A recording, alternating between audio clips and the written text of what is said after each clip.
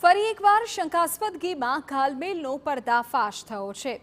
વાત વડોદરાની છે કે જ્યાં ગોત્રી વિસ્તારની બંસીધર ડેરીમાં શંકાસ્પદ ઘી વેચાતું હોવાની બાતમીના આધારે આરોગ્ય વિભાગે દરોડા પાડ્યા। દરોડાની કામગીરી દરમિયાન 130 કિલો શંકાસ્પદ ઘીનો જથ્થો મળી આવ્યો। આરોગ્ય વિભાગના અધિકારીઓનો દાવો છે કે દુકાનદારે ડેરી અને ઘરમાં નકલી ઘીનો જથ્થો છુપાવી રાખ્યો હતો। આરોગ્ય વિભાગે હાલ ઘીના નમૂના તપાસ માટે લેબમાં મોકલી આપ્યા છે। આ નમૂનાના રિપોર્ટ આવ્યા બાદ દુકાનદાર સામે કાર્યવાહી કરવામાં આવશે।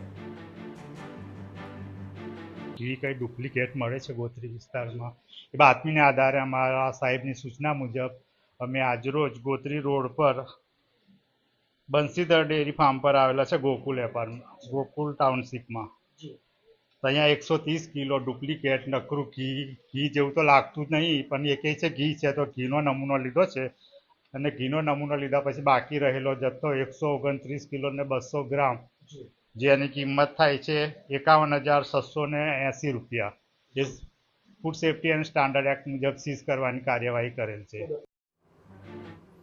તો બીજી તરફ દુકાનદારે આરોગ્ય વિભાગના તમામ આરોપોને ફગાવ્યા છે। દુકાનદારનો દાવો છે કે તેના વિરુદ્ધ જે કાર્યવાહી કરવામાં આવી છે તે લાયસન્સ ન હોવાથી થઈ છે, શંકાસ્પદ ઘીનો વિષય નથી।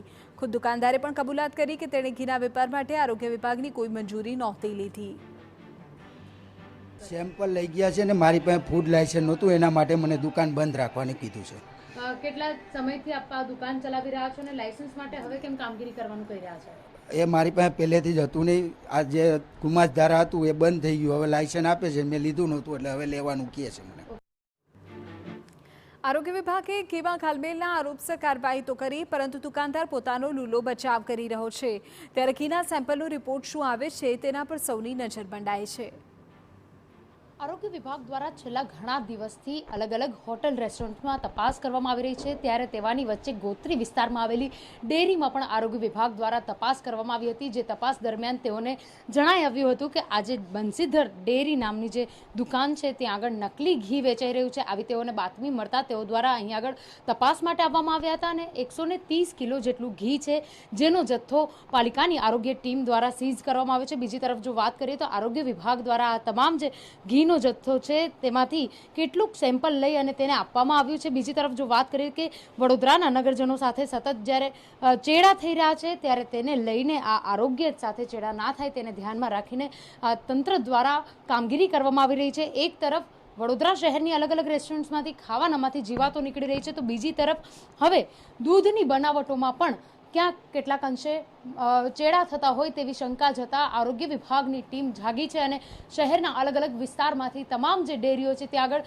તપાસ કરી અને તેનો જે જથ્થો છે જો શંકાસ્પદ જણાય તો તેને સીઝ કરવાની કાર્યવાહી પણ કરવામાં આવી રહી છે। જે રીતે વાત કરીએ બંસીધર ડેરી પાસે લાયસન્સ ના હોવાના કારણે હાલ તેઓનો જથ્થો સીઝ કરવામાં આવે છે, સેમ્પલ લેવામાં આવે છે, પરંતુ હવે આ સેમ્પલ પોઝિટિવ આવે છે કે નેગેટિવ તે જોવું પણ તેટલું જ મહત્વનું છે। કેમેરા પર્સન રોહિત ગોયલ સાથે અંજલિ ઓઝા, TV9 વડોદરા।